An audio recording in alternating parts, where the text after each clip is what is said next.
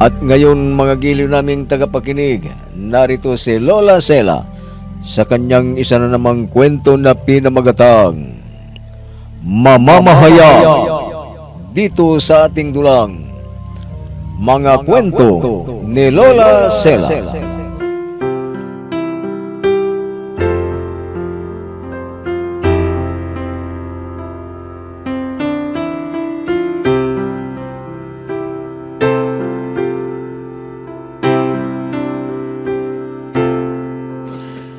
Kumusta na kayo, mga apo?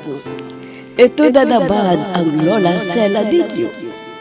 Ang ikukwento ko sa iyo ngayon ay tungkol sa isang empleyado sa isang himpilan ng telebisyon na napasukan ng masamang espiritu dahil sa sobrang inggit sa katrabaho at siyang dahilan kaya siya'y napahamak.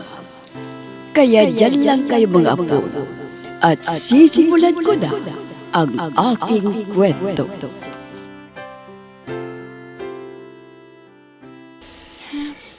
Inabutan na tuloy ako ng gabi. Hindi ko pa natatapos tong ginagawa kong kwento tungkol sa mga kababalaghan. Ano kayang idadagdag ko dito para lalong gumanda ang pagkukwento ko sa ere bukas? Sumasakit ng ulo ko sa kakaisip kung ano ang pagkukwento ko sa programa ko. Lumabas ka muna dyan at kakain na tayo. Ha? Ano ka ba naman, Edmond? Sinabi ko naman sa'yo na kapag nandito ako sa research room, huwag mo akong pasukin dahil naiisturbo ang isip ko. Sinasaliksik ko kasi ang ikwekwento ko bukas sa programa ko. Hinahanap ka kasi ng anak mo eh. Gusto ko lang makasabay sa pagkain. Naku naman, hirap na nga ako sa ginagawa ko eh. Hindi mo man lang mapagsabihan ng anak mo na hindi ako pwedeng maisturbo dito. Sige na, kumain na kayo.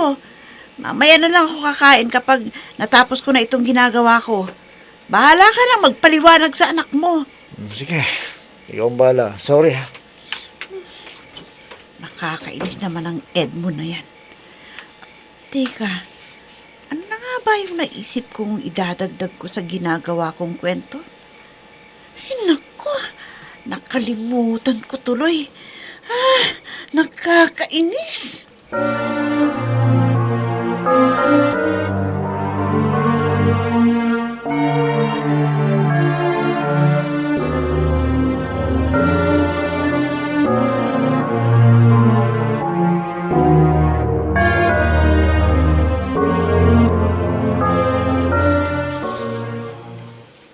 Sana nagustuhan ni Ma'am Sarmiento ang programa ko kanina. Napuyat ako kagabi dahil sa kaiisip ko kung anong magandang gawin para gumandang programa ko sa ere. Joel! Ha? Nandiyan na si Ma'am Sarmiento. Sana nagustuhan niya ang ginawa kong estilo sa programa ko. Ma'am Charo, narinig niyo ba ang programa ko kanina? Ginandahan ko po. Nako, sorry Joel. Inobserbahan namin ng production manager eh. Parang kulang pa ng impact ang mga estilo mo. Parang hindi nakaka-interesan ng mga viewers. Pero ma'am, pinaganda ko na nga ang... Sorry Joel. Pero kailangan na i-improve mo muna ang pagproprograma mo. Sige. Maiwan muna kita rito. Kakainis talaga. Palagay ko, sinisiraan ako ng Rihanna na yun. Na-promote lang na ang kumuman. Akala mo kung sinong marunong na. Bakit naman ang mga ginagawa niyang programa? Kung tutuusin mas malayang magaganda pa ang mga ginagawa ko kaysa kanya. Ay, manda ka Rhea. May araw ka rin sa akin. Hindi ako makakapayag na mas mataas ang posisyon mo kaysa sa akin. Dahil mas matagal na ako sa iyo sa impiran ng telebisyon na ito.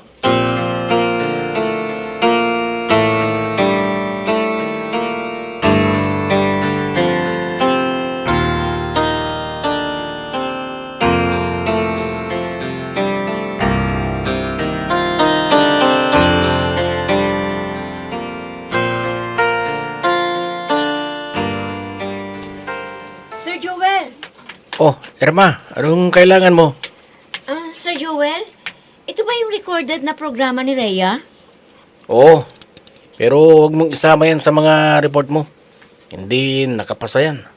Ang pangit eh. Baka maisama mo. Bakit hindi nakapasa ito? Pinakinggan ko, ang ganda naman ng programa niya. May thrill. Maganda ang impact sa mga viewers o audience. Baka ito ang number 1 na programa natin sa... Basta huwag mo nang isama yan sa report mo. Pangit yan. Mga imposible ang mga pinagsasabi niya. Eh di ba, talagang gano'n naman ang pagkukwento ng mga kababalaghan. Tama na, Irma. Basta sabi ni Ma'am Charo, hindi pwede na isama yan dahil hindi maganda ang programa niya. Sige, delete mo na yan. At ayaw na ayaw ko nang marinig yan, ha? Masisira ang network natin sa mga ganyang items. Uulitin ko. I-delete mo na yan. Pangit daw ang programa ni Rhea. Samantalang mas malayong maganda kaysa programa niya. Hindi ko i-delete ito. Hindi, isi-save ko. Dahil sayang naman. Napakagandang programa ito. Dapat ma-play sa lahat ng sister station namin.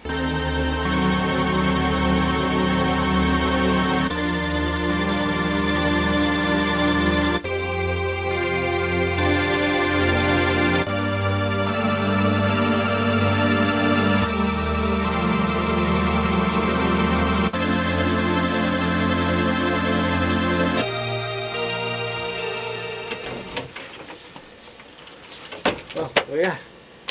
Nandito ko na pala. Tama-tama. Nakapag-hi na ako. Dati, magkasama tayong umuwi. Kaso, siniraan ako. Ginawa na ako ng kasalanan na hindi ko naman alam. Pero, okay lang naman na inalis ako. Kaysa mapasubo lang ako sa mga sip-sip na yan. Hindi mali. Malaking sweldo mo sa akin eh. Edmond, Oh, bakit ganyan ang itsura mong dumating?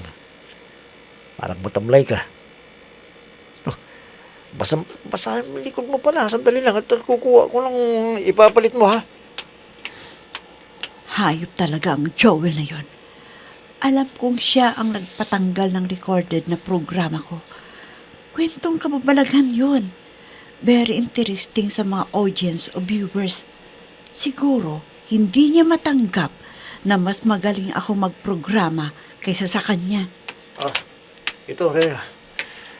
Magpalit ka muna kagad ng damit mo. Basang-basa yung likod mo eh. Baka magkasakit ka niyan. Salamat ha. Yung anak natin, nasaan Edmond? Nako, kanina pa naghihintay. Nakatulog na siya. Kaya mo't gigisingin ko na siya para sabihin na tayong maghapunan. Magpapahinga lang muna ako sandali.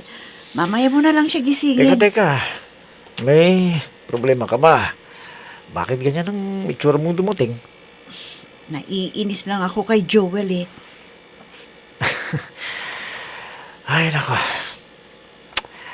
Bakit na naman naiinis ka sa kanya? Mabait naman siya. Nakasama ko rin yun.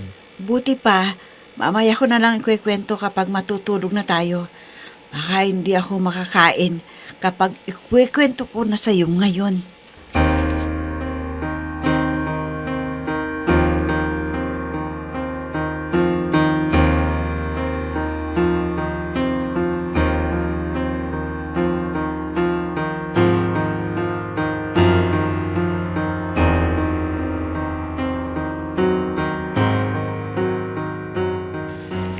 Ano ka mo, Erma?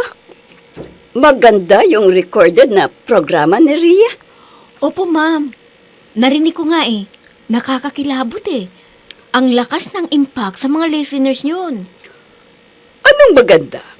Wala naman akong na-review na programa niya. Ma'am, meron. Alam nyo, matagal na akong empleyada dito. Lahat ng programa ng mga angkors ay napapakinggan ko. Pero kakaiba ang programa ni Rhea. Human interest nga eh. Di nyo ba narinig ang programa niya, Ma'am Charo? Narinig ko lahat, Erma. Pero wala akong matandaan na kakaiba sa programa niya. Ma'am, palagay ko, hindi nyo narinig yung sinasabi ko sa inyo. Kaya ang mabuti pa, ipaparinig ko sa inyo. Sayang naman yung program na yun. Sige. May kopya ka ba ng programa niya? Meron po, ma'am. Nandoon sa files ko. Bibigyan ko po kayo para mapakinggan ninyo. Sige. Bigyan mo ako ng kopya at papakinggan ko mamaya.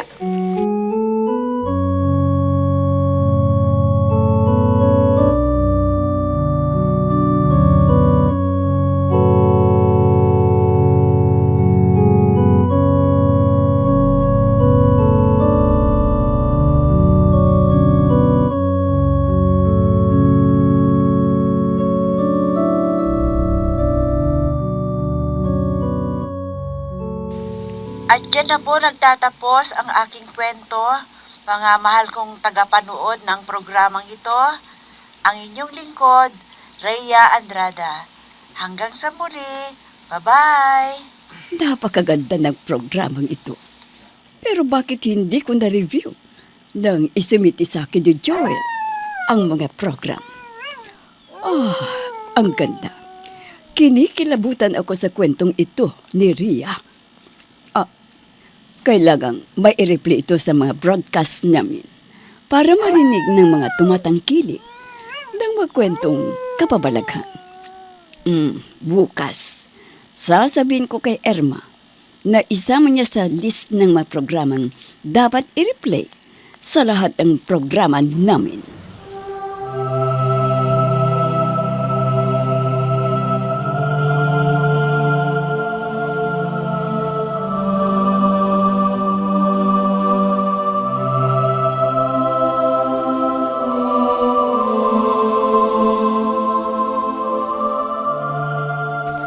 Oh, Rhea. Alas 8 ng umaga. Bakit hindi ka pa lumalabas na mag-almusal para magkapagbihis ka na? Mamaya na lang ako lalabas. Gusto ko pang magpahinga, Edmond. Ano? Bakit? Hindi ka ba papasok sa opisyan ninyo ngayon? Hindi ka ba magla-live program? Tinawagan ko na si Ma'am Charo. Nagpaalam ako na hindi muna ako papasok ngayon. Bakit? May sakit ka ba? Masama bang pakiramdam mo? Wala akong sakit. Masama lang ang loob ko sa nangyari Biruin mo pinaghandaan ko ang kwento ko sa programa na yun. Tapos hindi pala maisasama na ma-replay sa mga program. Sayang ang effort ko. Kaya masama ang loob ko kay Joel Siya talagang hinala ko na gumawa ng paraan para hindi maisama ang recorded program ko. Bakit naman gagawin niya ni Joel, Aber? Baka naman talagang hindi nagustuhan ni Ma'am Charo yun. Imposible.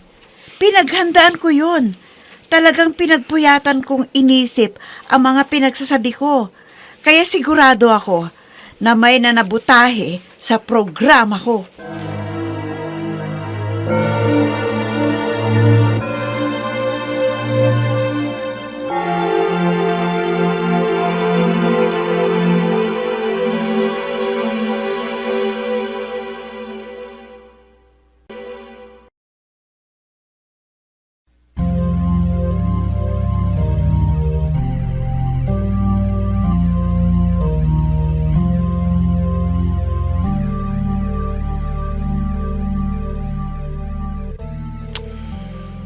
O Irma, naipadala mo na ba sa network natin ang mga napiling recorded na programa natin?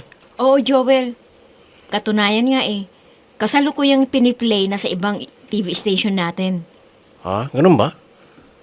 Nasa ng copy ng listahan mo ng mga naipadala mo. Patingin nga. Ayan na sa may computer. Pakicheck mo na lang. Okay na. Teka, bakit napasama dito yung recorded na programa ni Rhea? Nireject na namin yan Ayun tignan mo. Naisama mo pa yata. Oh, Joel. Talagang kasama yan. Di ba sinabi ko sa'yo na i-delete mo na ang mga file niya dahil hindi nakapasa? Si Ma'am Charo mismo ang nagpasama. Ano? Paano niya ipapalagay? Mismong siya nga ang nagsabi na hindi pwede na iparinig ko sa kanya. Ay, buti pa. Siya na lang ang kausapin mo tungkol dyan. Huwag ako, Joel. Talagang kakausapin ko siya. Bakit niya isinama? Ang pangit-pangit na programa. Baka bababa ang rating natin yan. Ikaw lang nagsabing pangit. Pero kami ni Ma'am Charo, sa tingin namin ay napakaganda. Oh, may sinasabi ka ba, Erma? Ha? Ay, wala, Joel. Wala.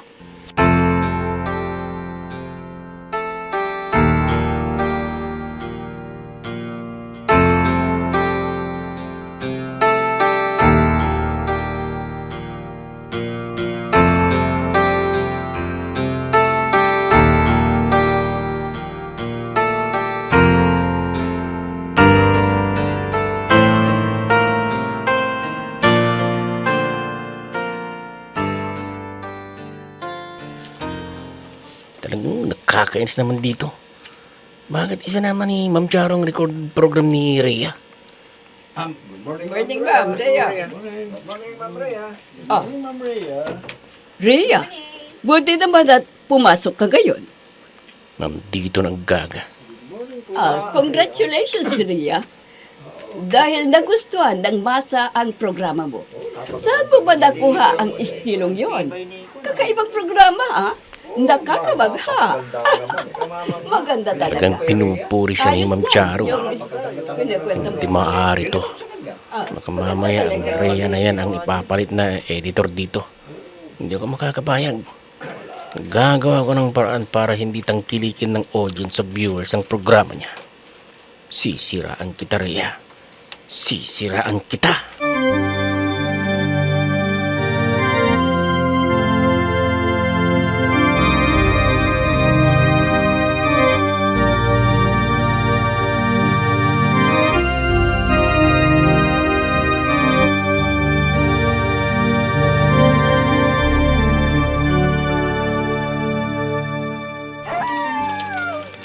Kakainis. Hindi ako makaisip ng magandang kwento. Hindi ko kasi makalimutan ang inis ko kay Rhea. Kailangan mas magandang estilo ng programa ko. Pero ang gagawin kong estilo? Ano? Buisit. Inaantok na ako. Wala pa akong maisip. Ano ba naman to? Matagal na akong nakaupo dito sa harap ng computer. Hindi pa ako nakaisip. Talagang inaantok na ako.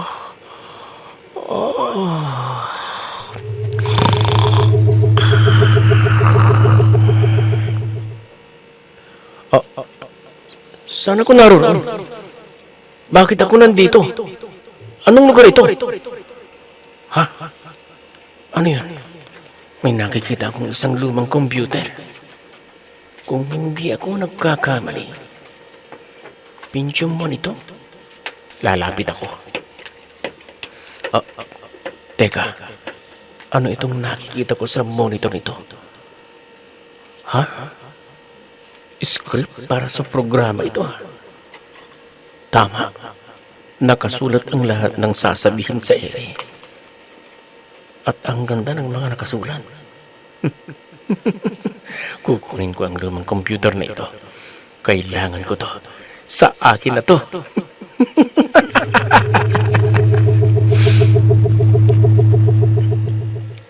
Akin na to. Akin na. Akin na. Panaginip lang pala yan. Akala ko totoo na.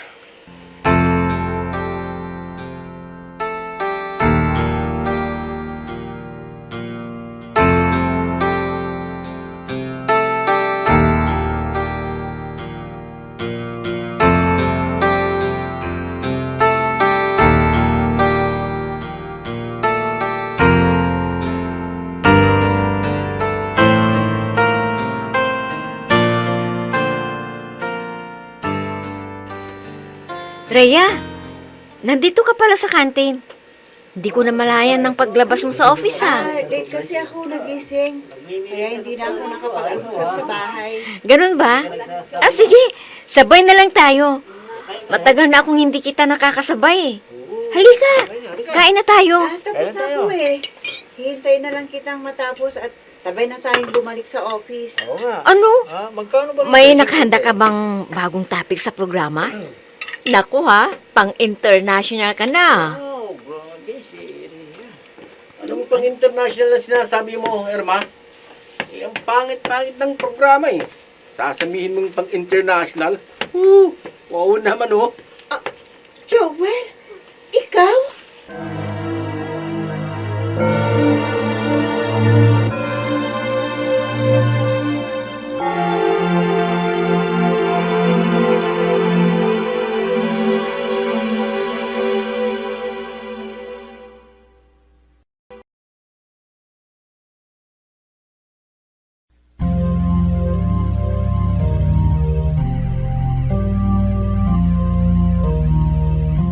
Hanggang kailan kaya kukutyain ni Joel si Rhea? Magiliw naming tagapakinig, abangan ang susunod na kabanata ng ating kwento na pinamagatang Mamamahayag dito sa ating dulang Mga Kwento ni Lola Sela. Mga nagbigay buhay sa ating dula: Myra Abrihal Narnula, Susan Malignem, Ami Diaz, Oscar Ora, Robert Di Guzman, Jun Cabato, Eva Alcoriza. Technical Supervision at Musika, Oscar Ora. Nilapatan ng tunog, Robert Di Guzman. Sa panulat at direksyon, Emma Dalupe. Mga Kwento ni Lola Sela. Inihahandog ng IFRE Recording Studio para sa pambansang radyo ng Pilipinas, Bombo Radio, Philippines.